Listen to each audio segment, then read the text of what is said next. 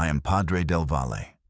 Here, in this space, we do not tell bedtime stories to children, so that they may find peace and innocence. Number. We do not dedicate ourselves to fiction, nor to comforting fables that make us feel safe. Here we unearth stories, raw stories. Stories that darkness, no matter how remote the corner where they hide, no matter how hard it strives to keep them hidden, far from the sunlight and public gaze, end up emerging, shouting their truth, demanding justice.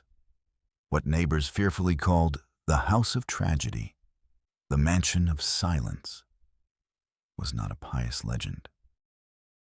It was not a divine punishment. It was not a capricious whim of destiny. It was a home where the line of morality had been erased, where the ties of blood had been twisted in an unimaginable way, in a manner that defied human comprehension. A home for the living who died for a hidden truth, for a family sin. This is one of those stories that hurt, that churn your insides with an impotent fury, with a sadness that settles in your chest and never leaves you. One of those that force us, all of us, to look straight into the darkest abyss of the human condition. At the cruelty that slowly cooks, in the deep isolation of social hypocrisy, in the heart of an elite, far from the gazes of the innocent, of those who still blindly believe in justice. If you are looking for the truth, that uncomfortable truth, that truth that, although it costs you sleep at night, although it pursues you in your nightmares, although it stirs you inside with a brutal force, you know that it is necessary to listen to, that it is imperative to know it, that it is fundamental to unearth it. If you believe that reality, however brutal it may seem, however incredible it may sound like cheap fiction, is always, always more shocking than any fable or story we can invent, then, friend, you are in the right place. In the only place where reality is not made up to make it digestible, where it is shown as it is, in all its rawness, without adornments. Subscribe. Right now. Do not wait. Activate the notification bell so that you do not miss a single detail of this revelation. Because what we are going to unearth today, what we are going to bring to light from the entrails of one of the strangest and cruelest crimes of ancient Mexico, of the Porfiriato, is not just an isolated case, one more file in the judicial archives. It is a revelation, an explosion of decades of complicit silence. A tragedy that shows how incest, forbidden passion, and desperation can twist the most sacred ties, corrupt the soul, and end in a massacre. Are you ready to delve into the secret in the blood and the Orozco-Jiménez case of 1903? Accompany me, because this, believe me, is just beginning. And I promise you that at the end of this harrowing journey, upon discovering the truth in all its rawness, upon feeling the weight of this reality, nothing, absolutely nothing, will ever be the same in your perception of the human condition and of what hides beneath the surface. The story we are going to tell today did not begin with a cry of pain in a public street. There was no public alarm that resonated throughout the city, that put society on alert. There were no emergency sirens wailing through the streets at first, no massive mobilization. It began with a discovery. A macabre discovery in an old mansion in the heart of the Potosí capital. The bodies of 3 people, a woman, a man, and a girl, all dead, brutally murdered. In the year of the Lord, 1903, in the stately San Luis Potosí, a brutal crime that shocked the Potosí society of the time, accustomed to discretion, not to blood spilled in its halls. But the mystery that surrounded it was much deeper than a simple crime of passion. It was an abyss of family depravity.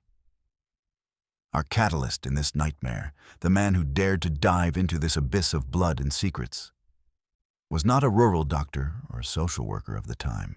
No, medicine and social work as we know them today barely existed. It was the district judge, Don Ricardo Montiel, a man of laws, upright, incorruptible, with a sharp mind for the most minuscule detail and an unwavering passion for justice in an era where justice was often bought by the powerful, a privilege of a few. Montiel was not a desk bureaucrat, one of those who dedicate themselves to filling out paperwork.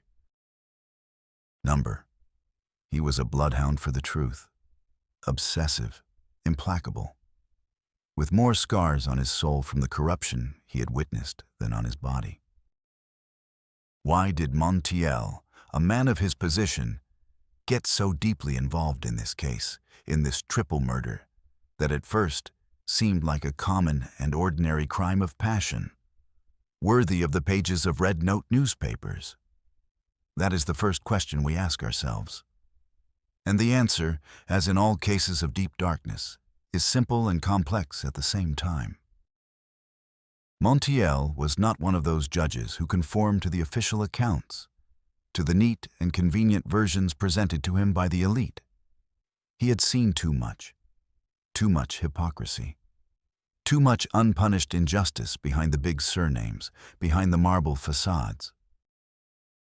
Fleeing, perhaps, from a past that tormented him, from the guilt for not having denounced in time powerful individuals who committed crimes with impunity, from injustices that appeared to him in nightmares, he sought redemption in each investigation, in each testimony unearthed from the ashes of time, in each trace of light he could find in the densest darkness of the hidden life of the Potosí elite.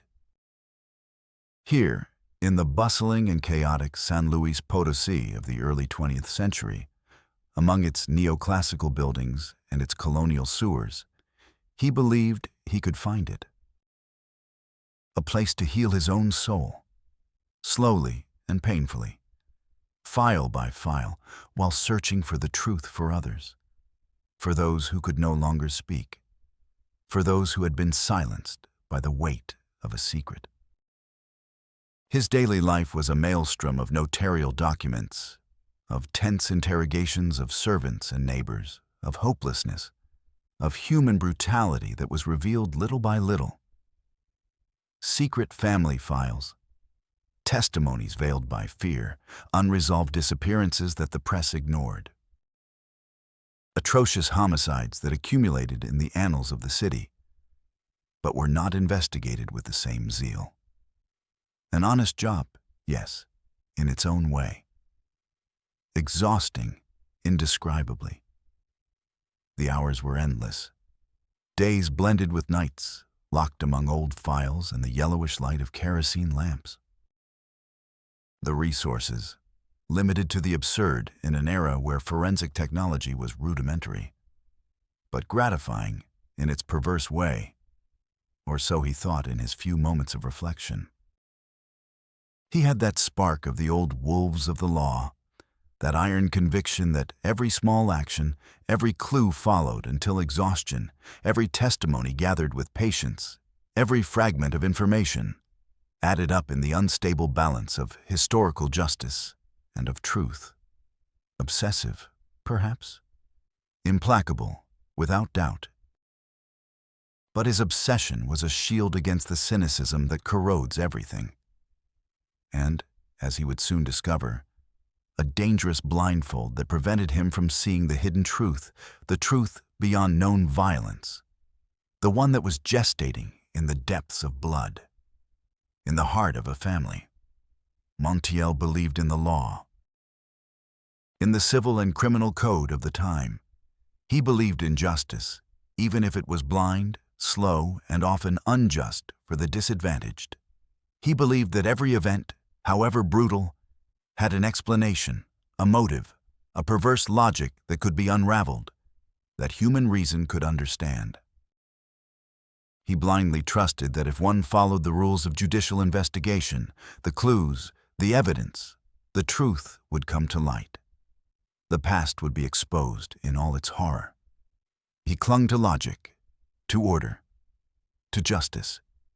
He had never imagined that the deepest, most unnatural, most aberrant horror could hide so openly, so close to reason. So devastatingly unimaginable that it surpassed any Gothic novel by Edgar Allan Poe or any monster fable told by the fire. He did not know it. And the universe, cruel as it is in its indifference, was about to teach it to him in the worst possible way. The truth would await him in the archives of the Orozco-Jiménez family, a name that would become synonymous with horror. The secret, the invisible monster that had swallowed an entire family, generation after generation, for the sake of the purity of blood and the maintenance of a fortune. It did not reveal itself all at once. It was not a sudden revelation, a scream in the night. It was a slow leak, drop by drop. Like a poison that had diluted itself in the life of the Orozco-Jiménez family, imperceptibly at first, confused among society gossip and murmurs in the salons, until its components became evident. The first crack in the apparent absence of clues appeared in the forensic doctor's report. A laconic document, handwritten with neat script. A flagrant anomaly. A black spot in the cold description of the bodies. The appearance of the deceased girl. Her face. The features.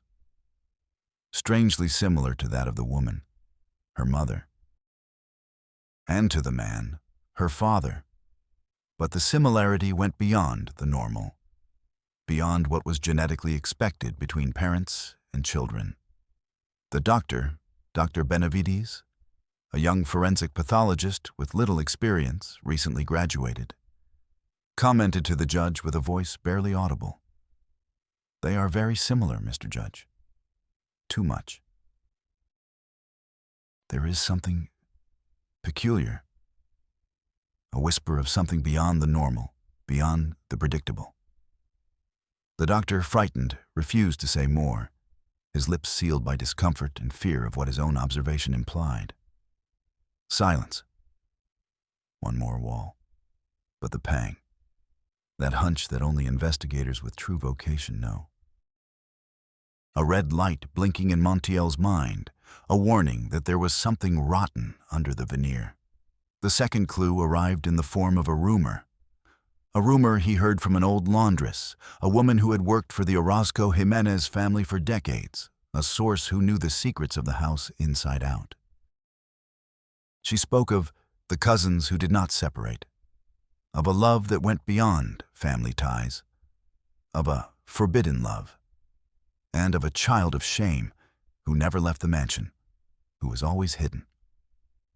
A concept that made no sense to Montiel in the context of a triple murder. A child of shame?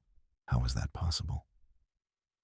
The lead was tenuous, too strange, too fanciful to be true in high society. Montiel felt the chill. The Orozco-Jiménez family. People of good birth, of lineage, with centuries of history in the city, who lived in the shadows of tradition and money, but who kept secrets that defied the morals of the time, secrets that now seemed to have exploded in blood. Montiel's first attempts to investigate, to tear that veil of mystery and fortune that protected the Orozco-Jiménez, crashed against an insurmountable wall of denial, distrust, and veiled threats. Every subtle question about the cousins or forbidden loves was answered with a cold and condescending smile, a professional evasion, an abrupt change of subject, a veiled threat. Judge Montiel should protect his reputation, which is impeccable, and his career, which is promising. an Orozco-Jiménez family lawyer told him, with a soft voice but laden with warning. "There are family secrets that are better left buried, Mr. Judge. You wouldn't want to stir the earth." Montiel refused to back down. His obsession with truth, with justice, transformed into a personal crusade, a holy war against darkness. He felt the immense weight of something unsaid, something dark, something rotting from within, not only in one family, but in the Potosí elite itself, in the heart of society. One afternoon, after months of relentless searching, of dead ends, of false leads, of constant threats that followed him everywhere, that appeared on his desk, Montiel decided he could no longer continue. The feeling that something dark, something malignant loomed over that dynasty, that it had corroded it from its roots, was unbearable. He had to know. He had to break the silence. He had to confront the truth. He did not know that this decision, that of a simple judge seeking the truth at all costs, would be the first step towards an abyss from which he could never fully escape. An abyss of horror. An abyss that would confront him with the truth of the incest of the first cousins and its terrible cost. The triple murder. The truth awaited him in that mansion. And, for the first time in his life, Ricardo Montiel was not prepared for what he was going to find. The immersion, the smell. Horror had its own perfume. It was not the cloying sweetness of stale honey from forgotten houses in the countryside, nor the stench of death and decomposition found in a mass grave. This was the smell of oppression, of life suspended in a frozen past. A suffocating mixture of stagnant humidity, penetrating mold, the strange and cloying sweetness of stale medicine, and a subtle, almost imperceptible but nauseating aroma of meat, of skin, of cold sweat, of something that was slowly cooking in the darkness, in desperation, in the purest torment. Montiel felt it upon entering the Orozco-Jiménez mansion.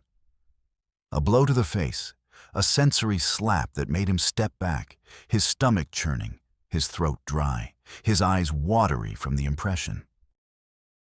The main door, made of noble and heavy wood, centuries old, opened with a mournful groan, revealing an almost total gloom, only illuminated by the scarce and sad rays of sun that filtered through the broken windows and the poorly closed shutters.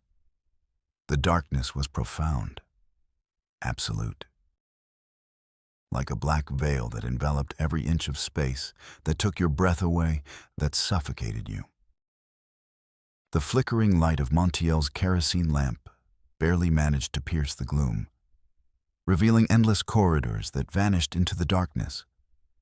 Old and faded tapestries that hung from the walls like dead skins, furniture covered with white sheets that looked like ghostly shrouds. The air, dense and stale, felt heavy in his lungs, difficult to breathe, as if it contained centuries of stifled sighs, of never-uttered screams, and of putrid secrets. The silence was total. It was not a silence of peace, nor the comforting stillness of the exterior desert.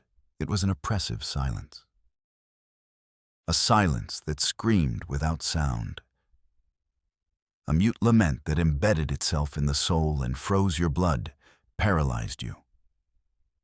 Only the constant dripping of water from a broken pipe, resonating like a macabre clock, each drop marking the passage of an eternity of suffering and agony.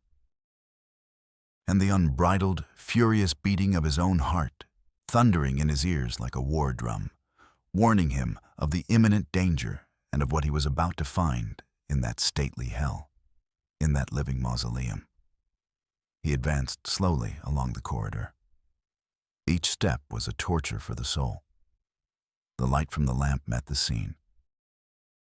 In the main hall, a place that had once been the center of social life, Now it was a chamber of death.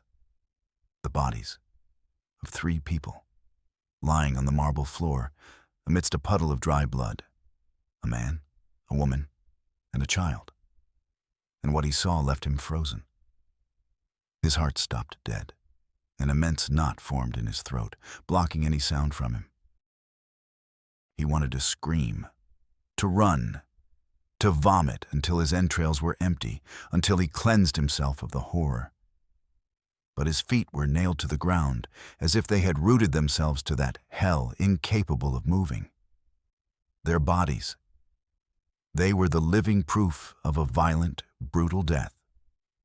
The woman, in a white dress of fine silk, now stained with blood, the delicate fabric ruined by the violence. Lying on the floor, her gaze lost. The man beside her, also stained with blood, his eyes open in an expression of horror.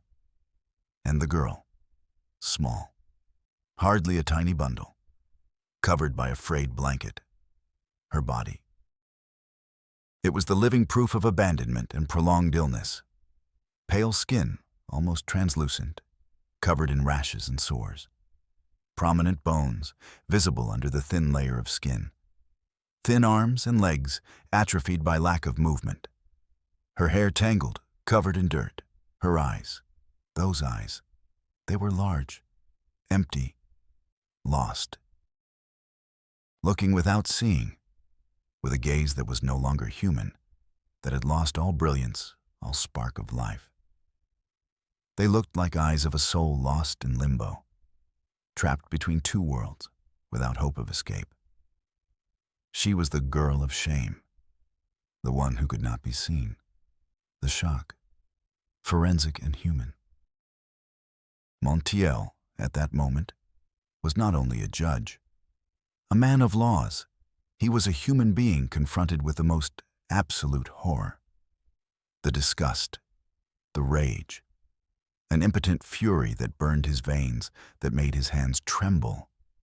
The compassion that tears your soul into 1,000 pieces, that makes you question the existence of God. He wanted to scream, to run, to vomit. But his mind, despite the shock, began to function with the coldness of a scalpel. To process the information methodically, trying to make sense of the chaos. To connect the dispersed points that previously made no sense. The bodies. The forensic doctor of the time confirmed it, his grave voice giving the verdict. The woman and the man. Stabbed to death, multiple wounds. The girl, dead by slow poisoning, by a degenerative disease, her arms, her legs, her deformities. They were maps of abandonment and disease. Ribs marked under almost transparent skin, arms and legs thin like dry branches, sunken eyes that looked without seeing. Mentally, Montiel noted every detail in his notebook. Possible severe malnutrition, muscle atrophy due to prolonged immobility, signs of extreme sensory deprivation. But the most aberrant thing, what chilled his blood, the girl's face, her features.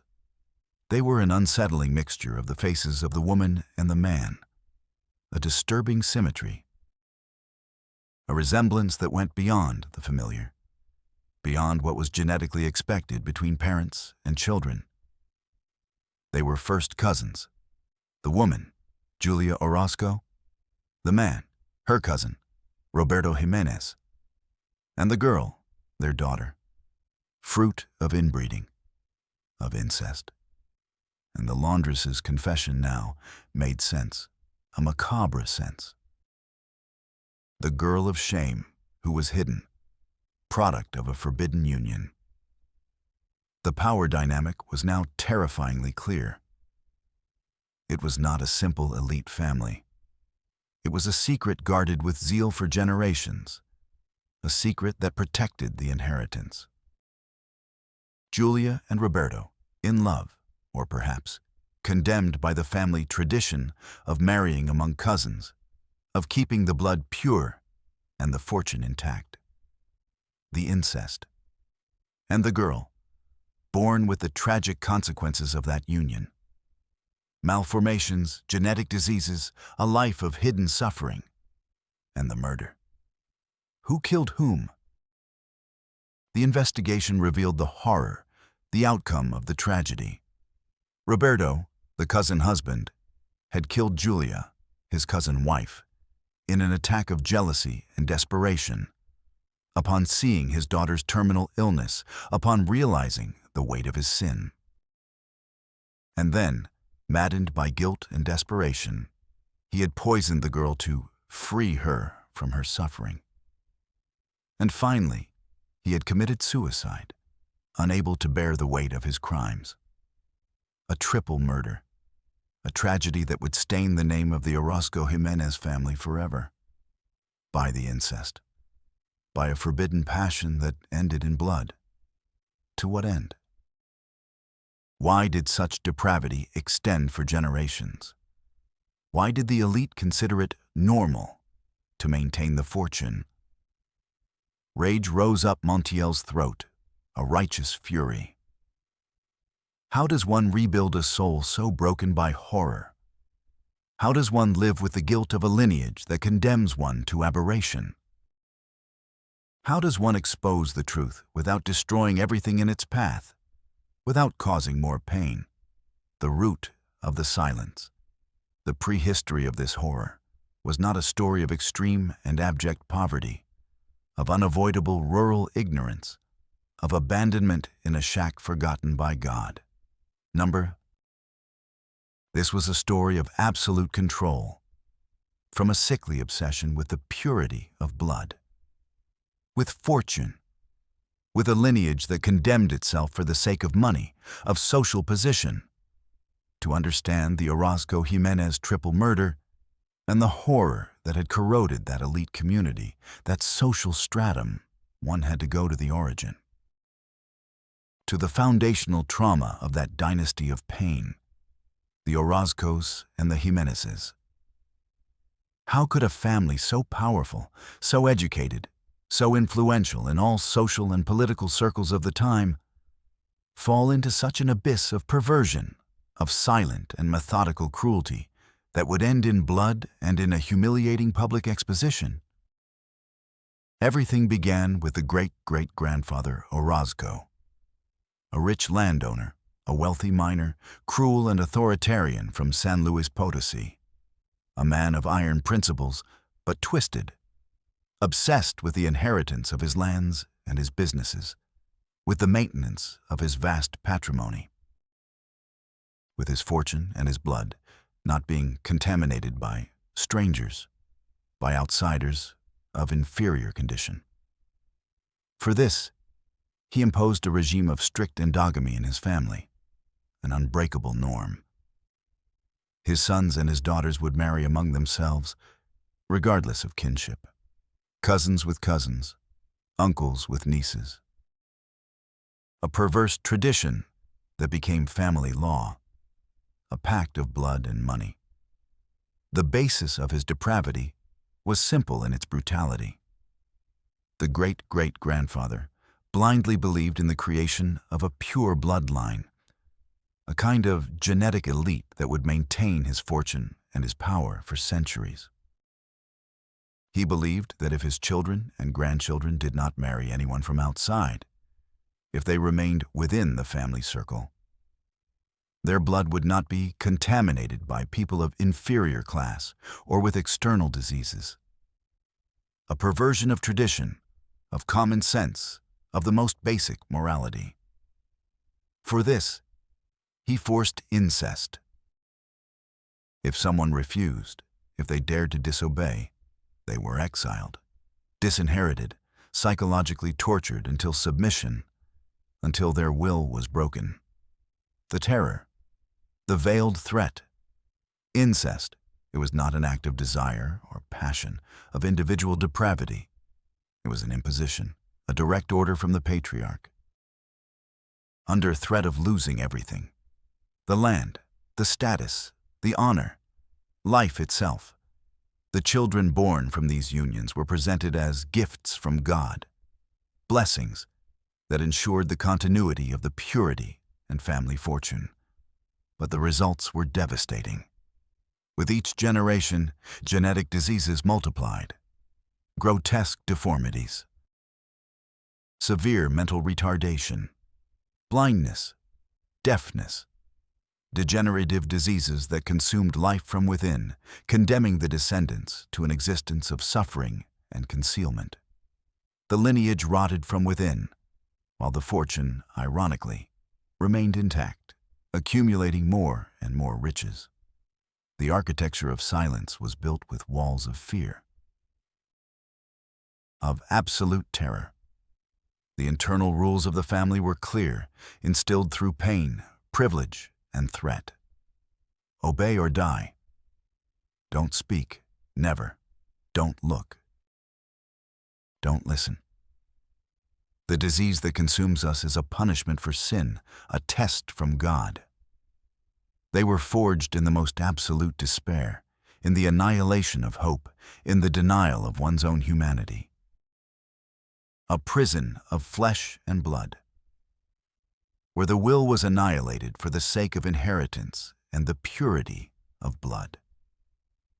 Simulated interviews with characters who had the opportunity to intervene, to speak, to break the silence, but they did not do it. Lawyer Fuentes, the former lawyer of the Orozco-Jiménez family, a man already retired and with his soul eaten away by the secrets he had kept for decades. His voice was a tired whisper, barely audible. I knew of the rumors, of the strange marriages in the family, of the different children who never went out, who were always hidden. But they were the Orozco-Jiménez judge who was going to question them. They were untouchable, owners of hundreds of hectares, of mines, of factories, with influences at every level of the government, in the church, in the army. Was one going to risk their life, their job, the future of their family, for a rumor? It was a pact of silence, Judge. A tacit, invisible pact, but stronger than any contract, more binding than any oath. Was it for fear? For money? Or for the comfort of voluntary ignorance, not wanting to see what was obvious and brutally real, what was rotten under their noses? Dr. Valdez, a renowned geneticist who, years after the case, had heard rumors of inbred families in the rural elite of San Luis Potosí and had tried to investigate. Her voice was firm, but her gaze sad. We geneticists spoke in a low voice of lineages with consanguinity problems. But we never had solid proof. The Orozco-Jiménez family was too closed, too powerful. Anyone who asked too much, who investigated thoroughly, simply disappeared, or their career was destroyed. What could a single doctor do against such a power, against a tradition so rooted in money and control? I regret it. Every night, I regret not having had the courage.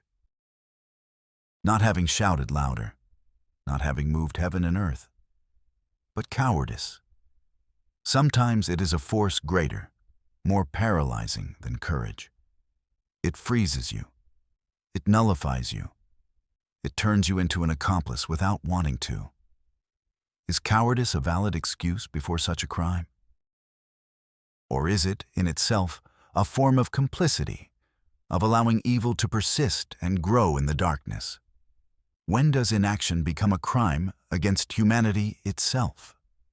The history of this lineage is a lament of those questions, without easy answers. Trauma was transmitted, not only to the direct victims of incest and abuse, also to the descendants. The children of the great-great-grandfather, educated in that perversion, continued the legacy. Incest, control, depravity, a chain of horrors that perpetuated itself from generation to generation until Julia and Roberto were the last to suffer, to love and to die for the aberration. Abuse not only destroys direct victims, It destroys the family network. It rots everything, from the DNA to the soul of society. It turns love into poison. It turns trust into betrayal. And silence into a time bomb. A bomb that Judge Ricardo Montiel, driven by an insatiable thirst for justice and historical truth, was about to detonate with an unstoppable force. The truth. The struggle. The battle. Once Judge Ricardo Montiel entered the Orozco-Jiménez mansion, once the stench of oppression and blood got into his bones, and the image of the bodies, destroyed, was engraved in his memory forever, there was no turning back. The vision of the aberration he had witnessed, of the incest that ended in blood, marked him forever. But the horror of the discovery was only the beginning. The true war, the one that would be fought against blind bureaucracy, institutional indifference, and the corrupt power of the Potosí elite, was just beginning. Montiel became a solitary crusader, a modern Quixote against the windmills of inefficiency and impunity, a man alone against a system that seemed invincible. Montiel's first step, as soon as he left the mansion with the truth seared into his mind and soul, was the mobilization of a specialized team from the judicial police and trusted forensic doctors. He could not trust anyone from the locality. The case was too sensitive. The implications, too vast to be handled by local police or rural authorities, who were too closely linked to the powerful families. The phone calls to higher authorities were answered with an uncomfortable silence, with vague evasions and empty promises. The detailed emails, with the preliminary evidence of the horror and the account of the finding, were systematically ignored. Formal letters, with official stamps and letterheads, were returned with the excuse of address error, or file does not exist in our records, a clear sign of obstruction. The system, that same system of power, of influences, of silent and deeply rooted corruption, which protected the rich and powerful and their traditions at all costs, above the law and morality. Potosí society is complex, Mr. Judge. Those uses and customs. You wouldn't want to get into trouble. A high-ranking official told him with feigned disinterest and a cold smile. Money does not buy justice, Mr. Judge. But it does buy indefinite delay and oblivion. An old mentor of Montiel told him, his voice tired from years of useless struggle. And silence. A silence that stifles the truth and buries the evidence. The reports were dismissed for insufficient evidence, for imprecise data, for conflicts of jurisdiction. Doors closed in the offices of prosecutors, in the chambers of judges, in the newsrooms of newspapers controlled by the elite. Local media, so eager for scandals and gossip, were strangely reluctant to touch the subject. Their owners had given them the order. Fear of direct retaliation? Fear of million-dollar lawsuits that would ruin them? Or simply a tacit pact, a code of silence to protect their own at all costs, so that the rot would not come to light and stain the perfect image of San Luis Potosí?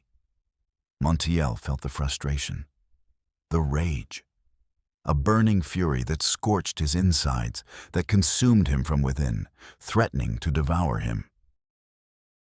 The system was not designed to save those who had been forgotten in the deepest darkness, nor those who were born condemned by blood, nor to judge those who believed themselves above the law, untouchable simply by virtue of their wealth, their surname, or their social position. He felt as if he was fighting against a ghost, against an invisible but omnipresent force that surrounded and oppressed him. But Montiel had a weapon that the elite had not foreseen, one they underestimated, his own obsession, his pain, his insatiable thirst for justice, which was stronger than any threat, and a cunning that he had learned in the years of observing human misery and illness, and the destructive power of truth when it was exposed. He knew that the truth, however painful it might be, had to come to light. The trial scene. It was not in a common court. The first trial was a farce, a conviction of the most obvious culprits to maintain calm. But the true trial, that of truth, was waged in the place where silence was most vulnerable: public opinion. Montiel, with the help of a brave prosecutor and a couple of intrepid journalists who were not for sale, who still believed in ethics, orchestrated the perfect detonation. The operation was not an immediate physical rescue of assault on the fortress. It was a media detonation. A time bomb that exploded in the face of the Orozco-Jiménez family and their traditions, their well-kept secrets. The publication of the investigative report, clandestine at first, in a national and then international newspaper, carefully leaked, anonymous in its source, but with irrefutable, conclusive, forensic evidence. An extensive article that for the first time exposed the family and their aberrant practices before the eyes of the entire country.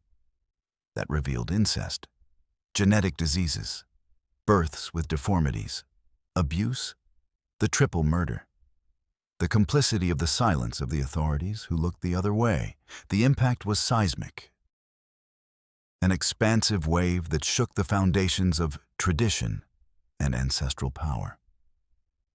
The day the note came out, the phones of government offices and elite salons did not stop ringing, collapsing the lines.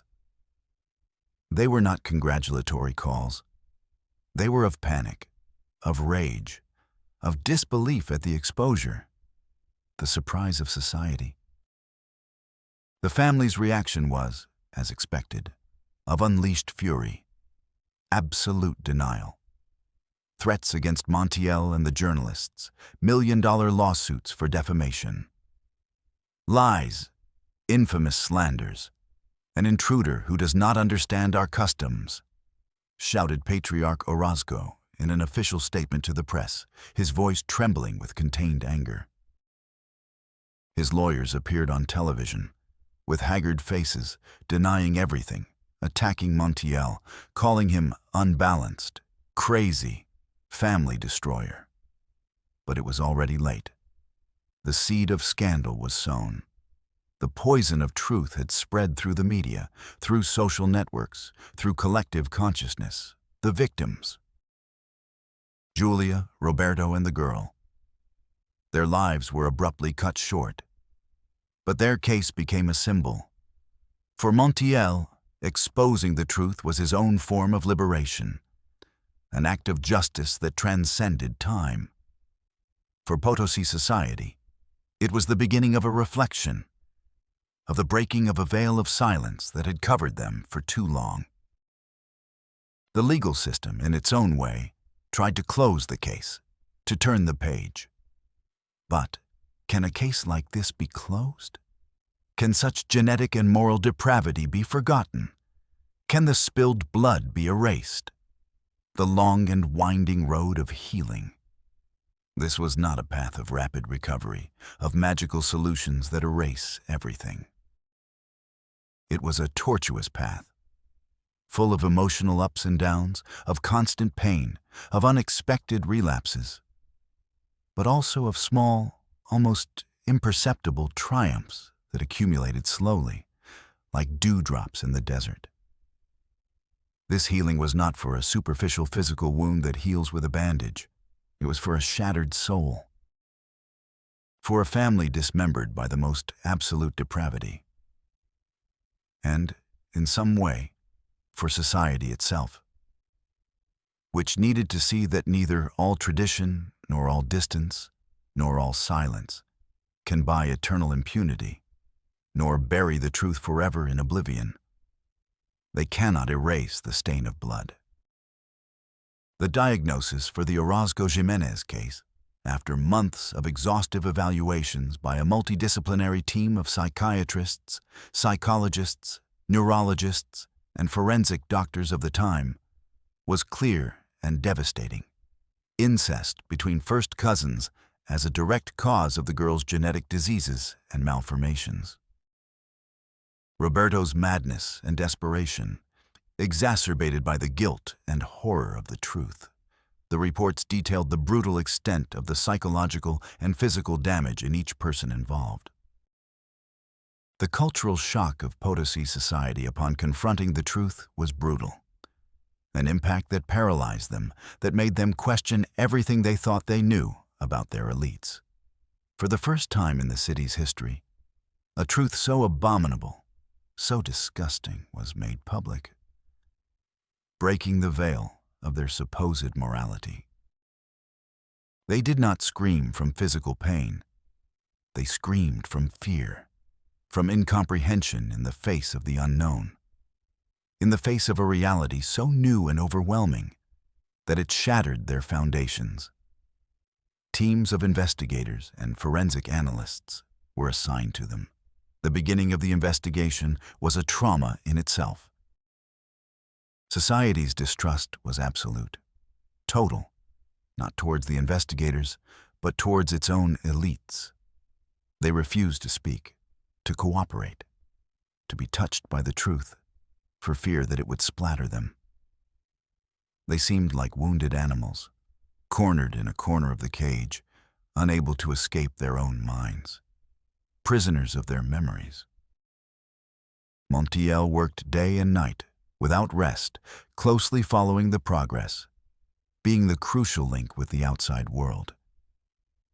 He tried, with every fiber of his being, to create a bridge towards the truth, towards the justice that had been denied to the victims for so long. Months turned into a year, and that year into years. The investigation was slow, agonizing. Every small advance was a battle. But he was not alone. Little by little, guardian angels emerged. Dr. Elena Perez, a forensic psychiatrist with infinite patience, capable of sitting in silence for hours, analyzing every detail of the testimonies and evidence.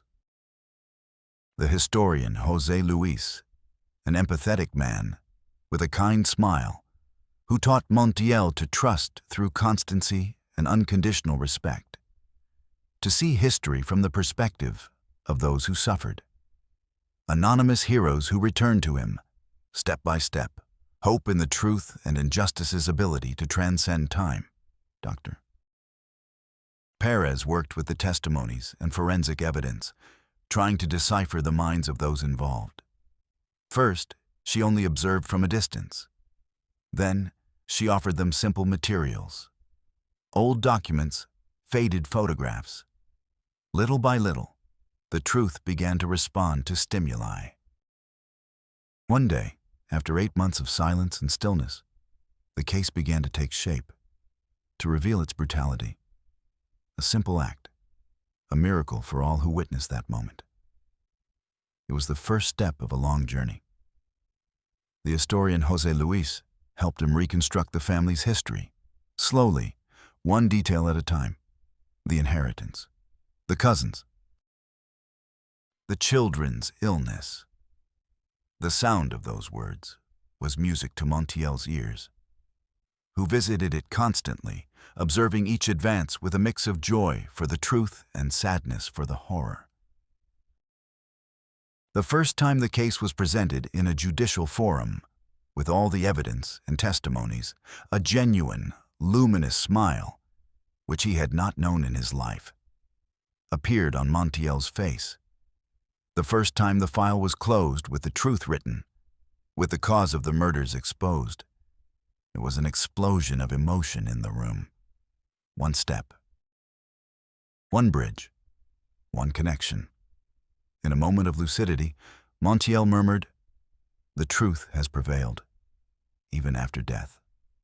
Little by little, justice was returning, slow but sure. But the recovery was not linear. The healing was not an ascending straight line.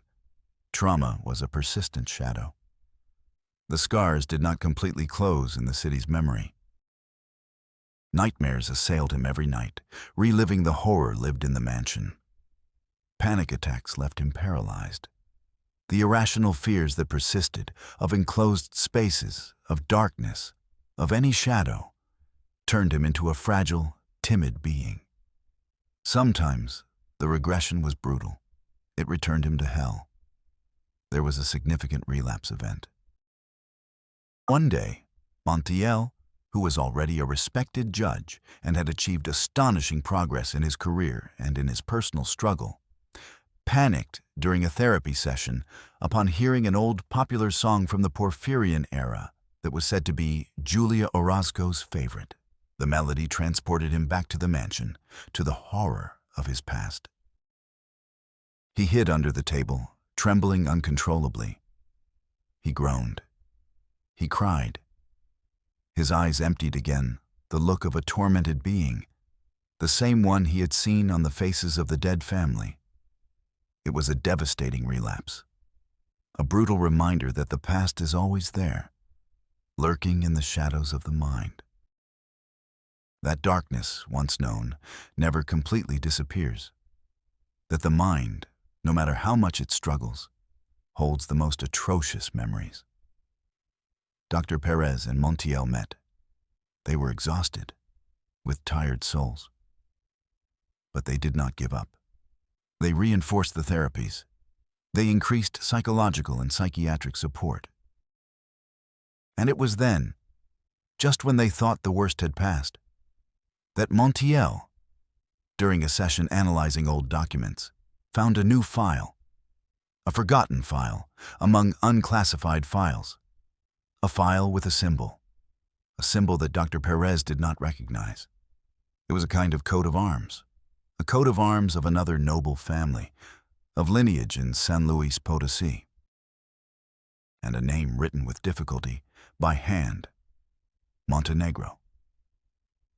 And what that coat of arms and that name revealed was that there was another secret, a deeper one, darker, one that not even Montiel, in his relentless search for truth, had suspected in his worst nightmares. The Orozco-Jiménez family was not the only elite family with incestuous practices to maintain the fortune. There were alliances, other lineages, another elite that shared the same dark secret. The story was far from over. It was just another chapter, a darker one that would reveal an even more terrifying truth about the Potosí elite and their hidden depravity. The present. More than 100 years have passed since the triple murder of the Orozco-Jiménez family in San Luis Potosí. Decades, centuries. Time, that relentless healer and at times cruelly forgetful, has advanced. Where are the responsible parties and the victims of this tragedy today? The members of the Orozco-Jiménez family who were involved passed away long ago, some in prison, others in public ignominy, taking their secrets to the grave.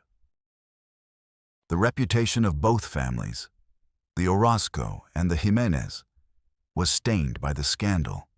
Their name, formerly of noble lineage, now associated with the horror of incest and murder. Judge Montiel, our catalyst, passed away years later. A man marked by what he saw and what he discovered, but with a clear conscience of having unearthed the truth, of having exposed the horror. Julia Orozco, Roberto Jiménez, and the girl. Their lives were abruptly cut short. Their names, previously whispered with shame, are now remembered with sadness and as a warning. But their case became a symbol.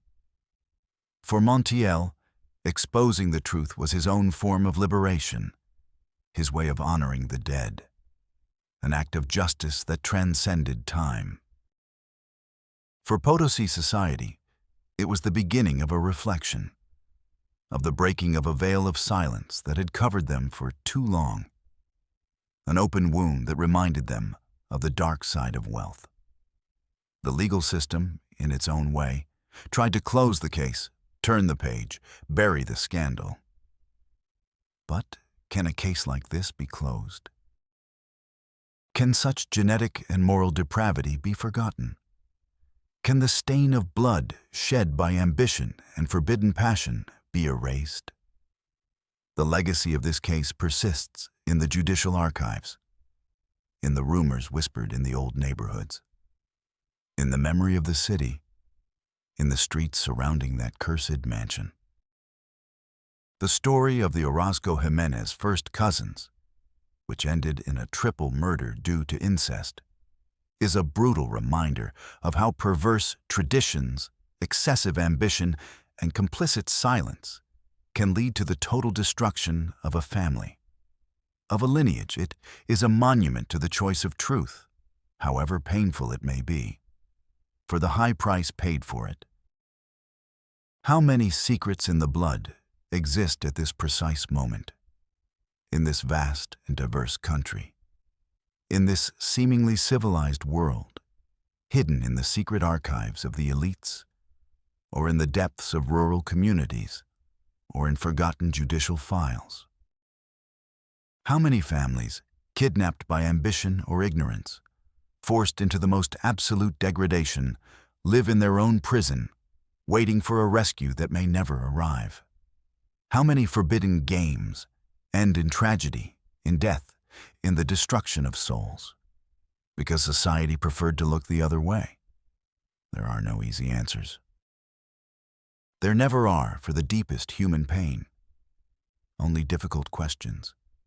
Questions that force us to look within ourselves, to confront our own comfort, our own inaction, our own complicity in silence, to understand that incest, abuse, ignorance, misunderstood tradition, excessive ambition are not just isolated acts of depravity.